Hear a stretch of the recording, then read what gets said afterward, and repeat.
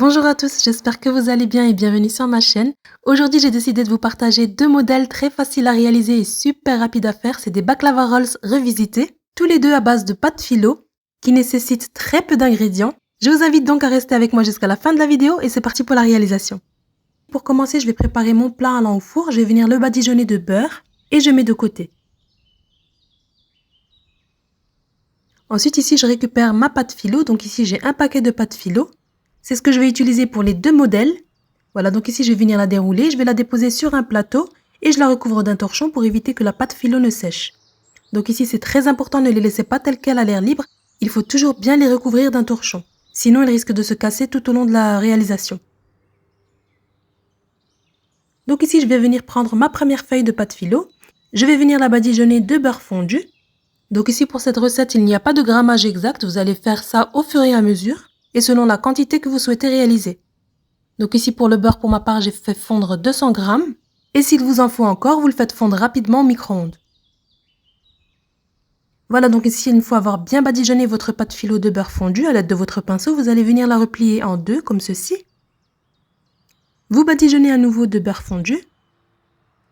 Voilà, faites en sorte qu'il y en ait bien partout.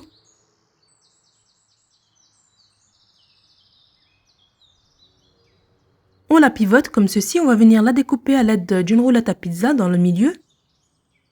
Voilà, ensuite vous la pivotez, le côté le plus large vers vous. Et là, vous allez venir placer soit un bâton fin, soit une brochette comme moi.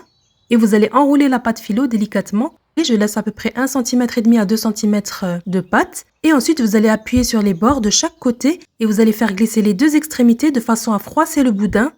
Vous retirez ensuite votre bâton ou bien votre pic de brochette. Et voilà, comme vous voyez en image, il suffit de rassembler les deux extrémités, ainsi que la pâte au centre, et on obtient cette jolie forme. Et voilà, comme vous avez pu le voir, c'est très facile à faire.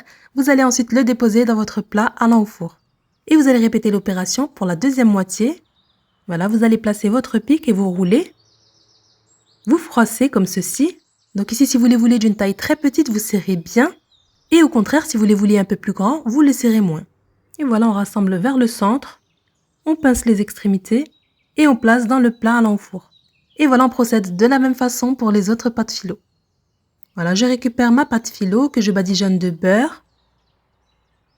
Je la replie, je la badigeonne à nouveau de beurre. Et comme vous voyez en image, c'est très simple à faire. Voilà, j'espère que vous aurez compris le système. Donc ici, comme je vous ai dit, faites la quantité de votre choix. Avec une pâte philo, on obtient 2 pièces. Mais moi ici, je ne vais pas tout faire, je vais garder de la pâte philo pour le deuxième modèle. À ce stade, préchauffez votre four à 180 degrés. Et une fois avoir terminé de façonner, vous allez venir badigeonner l'ensemble juste le dessus avec un peu de beurre à nouveau. On met de côté, on va venir hacher maintenant les fruits secs. Donc ici, à ce stade, mettez les fruits secs de votre choix. J'ai choisi moi ici de mettre 50 g d'amandes que je vais hacher grossièrement.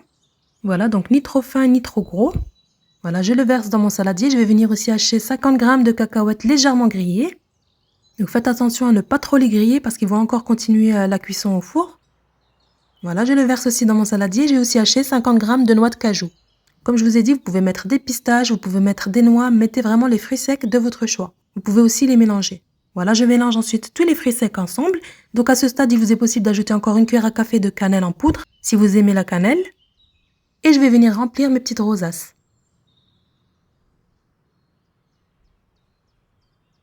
Et une fois que vous les avez tous garnis, vous allez les enfourner à 180 degrés en chaleur tournante. J'ai allumé le haut et le bas du four. Par contre, ici, j'ai placé mon plat en bas du four. Voilà, comme vous voyez, il m'en reste encore. Je vais faire une deuxième fournée et vous laissez cuire pendant 20 à 25 minutes jusqu'à ce qu'ils soient bien dorés. Et ici, dès la sortie du four, je vais venir les arroser avec du miel. Et bien sûr, il vous est possible de les arroser avec du sirop fait maison. Mais moi ici, j'ai préféré mettre du miel, ce qui permet à la pâtisserie de garder son croustillant et bien plus longtemps.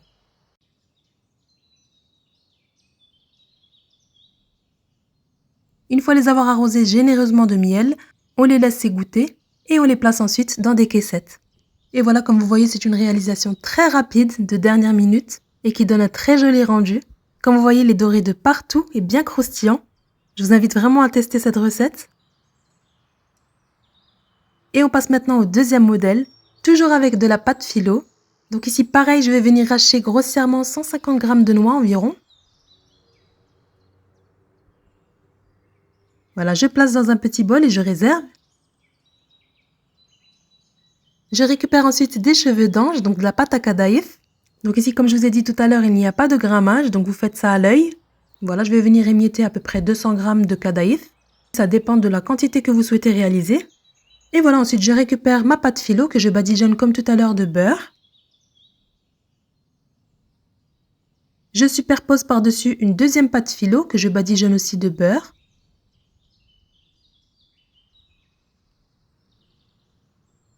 Ainsi qu'une troisième et dernière couche de pâte philo. Voilà, une fois que vos 3 feuilles sont bien badigeonnées de beurre, vous allez déposer par-dessus de la pâte à kadaïf. Voilà, donc comme vous voyez en image, j'en mets un peu partout, donc pas trop non plus. Il faut quand même qu'on voit à travers la pâte philo. Et maintenant, je vais venir saupoudrer généreusement de noix hachées. Voilà, j'en mets bien partout.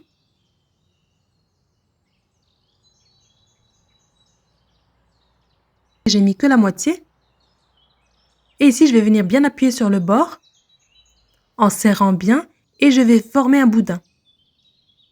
Voilà, donc ici, si vous roulez dans ce sens-là, vous allez obtenir des pâtisseries un peu plus gros. Et si vous roulez de l'autre sens, donc je vais vous montrer tout à l'heure, vous obtiendrez une plus grande quantité, mais avec des pâtisseries plus petites. Sachant ici que la pâte philo a une forme rectangle. Voilà, je roule comme ceci, je badigeonne 2 à 3 fois de beurre jusqu'à l'extrémité. Voilà, une fois que votre boudin est bien fermé, je mets de côté et je procède à nouveau de la même façon. Et donc ici, toujours 3 feuilles de pâte philo superposées et badigeonnées de beurre entre chaque feuille. Voilà, je mets ma pâte à kadaïf, je saupoudre généreusement de noix et je viens serrer mon boudin comme je vous ai dit tout à l'heure maintenant dans l'autre sens. Comme vous voyez, on obtient un boudin un peu plus fin que l'autre. Et voilà, ensuite on va venir découper des tronçons comme ceci, d'environ 2 cm et demi. Si vous n'êtes pas encore abonné à ma chaîne, je vous invite à le faire en cliquant sur la cloche de notification pour être alerté lorsque je poste une nouvelle recette. Et une fois que vous avez terminé de façonner et de découper vos tronçons, vous les déposez comme tout à l'heure dans un plat à l'enfour que vous aurez beurré.